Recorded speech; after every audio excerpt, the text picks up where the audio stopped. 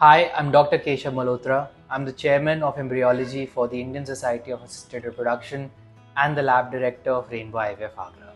जब हम IVF success की बात करते हैं तो हमारे को ये समझना बहुत ज़रूरी है कि IVF success doesn't necessarily mean a positive pregnancy test.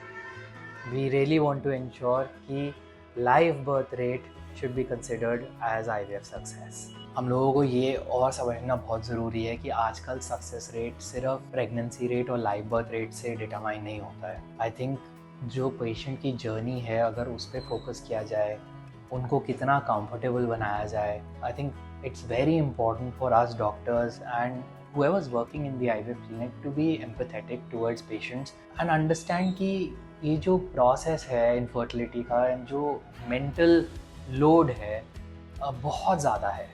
Patients are really bogged down by why they are suffering from subfertility, उनके साथ ये क्यों हुआ. एंड बहुत इम्पॉर्टेंट हो जाता है कि ये हम प्रॉब्लम को समझें कि this is playing on their mental health and include that into our counseling, include that understanding into how we talk to our patients and how we treat them.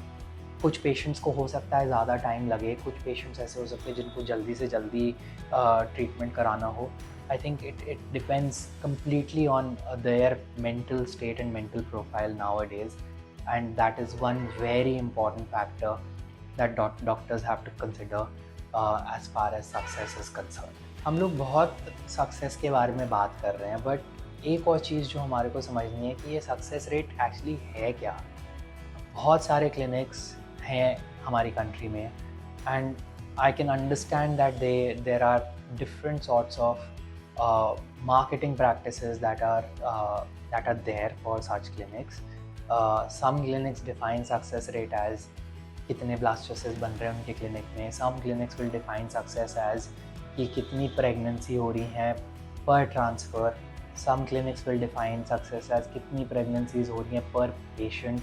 तो ये सारे डिनोमिनेटर्स जो हैं और ये सारी डेफिनेशंस हर क्लिनिक्स के लिए अलग हैं. Ultimate IVF success rate actually depends on a partnership, and this is a partnership between a doctor, the embryologist, the patient, the laboratory, हमारा जो नर्सिंग स्टाफ है, पेशेंट्स की जो फैमिली है, and I would say even society. It is a big partnership with all of these individuals involved.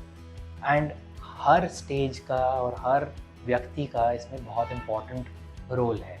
Obviously doctor, clinician, embryologist, nursing, ये सारा clinical treatment देखते हैं एंड इनकी एक्सपेक्टेशन है कि या इनसे एक्सपेक्टेशन हमारे को ये है कि ये बेस्ट ट्रीटमेंट हमारे को ऑफर करेंगे.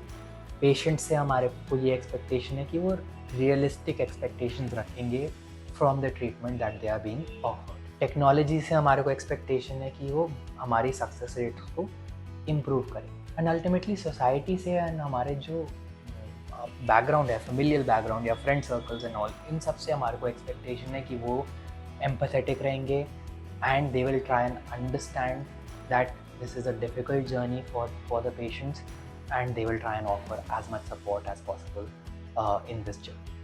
So when all of this is combined together, I think that is what will result in successful IVF.